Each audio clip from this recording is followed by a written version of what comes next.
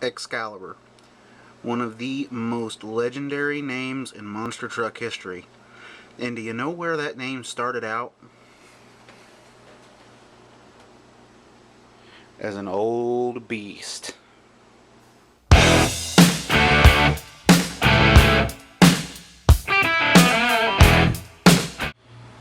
I throw apology in advance. My air conditioning is running in the background, so that's the noise you guys hear. But before I get into this video, I want to take a moment to say that when I was growing up, I watched as much monster trucks as I could. And there were 4 trucks that always jumped out at me as the big 4, the most dominant 4, in my opinion. And this, you're talking little 4-year-old, 5-year-old me evaluating this opinion, but it's always stuck with me even when I grew up. And those 4 trucks were Gravedigger number 2, Bigfoot number 4, USA 1, the one that ran in the TNT series, and of course the one you're looking at right here, Excaliber. The original Excaliber with Dave Marquardt behind the wheel was one of the most intimidating looking trucks out there. And for people that don't know, I'm a gigantic Dale Earnhardt fan, always have been, and to me the old Excaliber truck reminded me a ton of the Intimidator's race car. First thing you're going to notice on this truck when you look at it from the side is that it is a little longer than a stock clodbuster.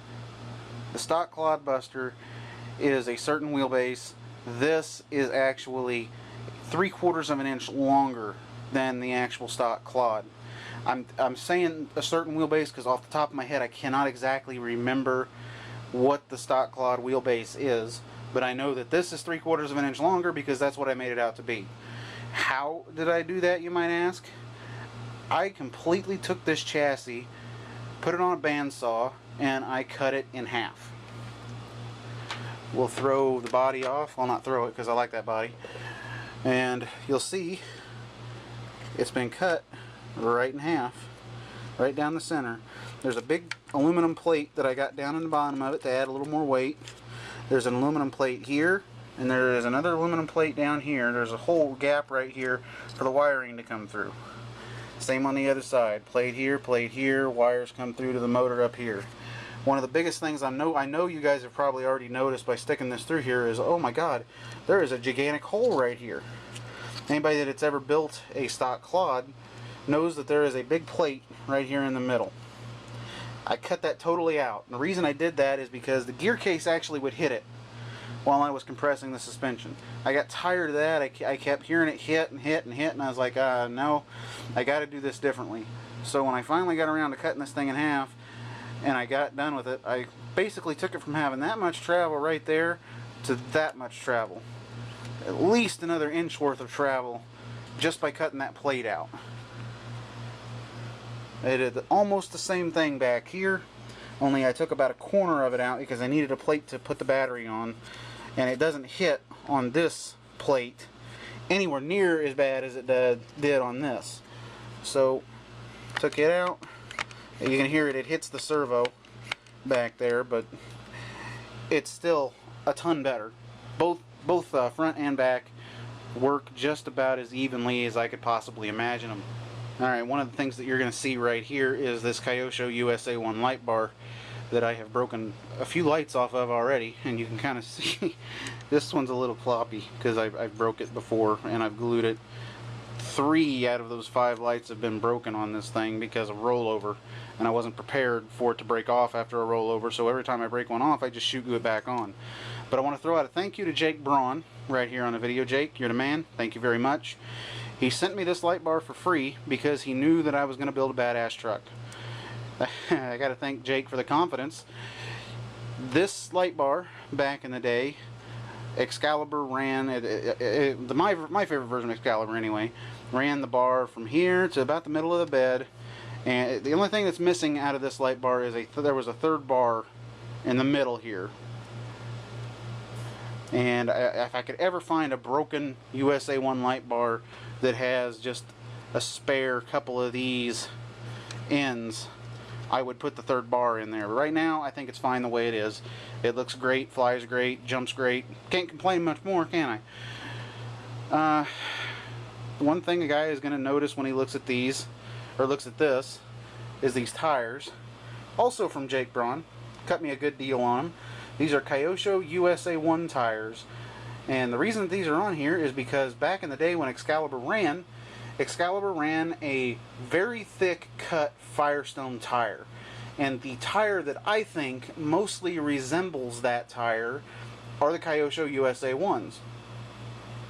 And they look great. They add more of a scale feel to this truck to me.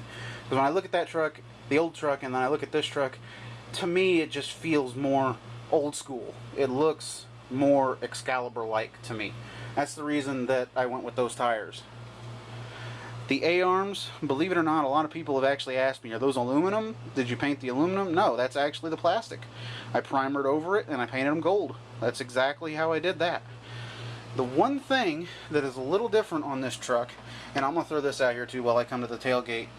Dave Marquardt, the guy that drove this truck back in the day, owned it. He passed away here a few years ago, so I run that decal in memory of him.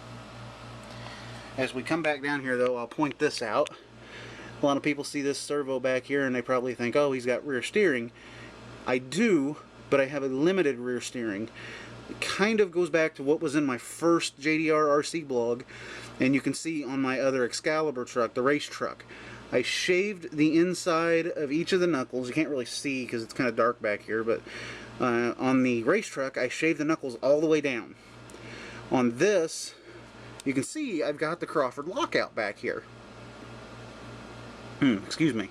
I've got the Crawford lockout back here, and with that lockout, I shaved the corner down very little on both sides, and it gives me just a very little bit of throw back here.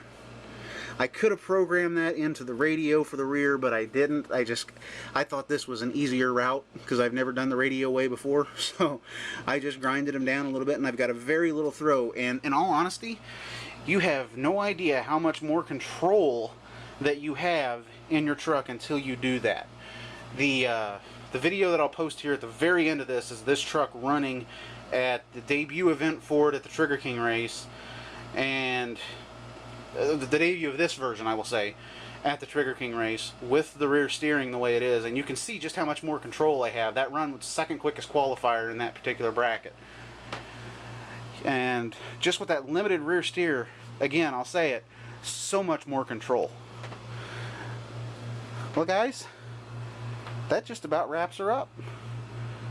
This is the Retro Excaliber, a well-hidden gem in my collection. I don't think there's any video of this running except in the stock clod form before I really edited everything, cut it up, and made it the way I wanted to.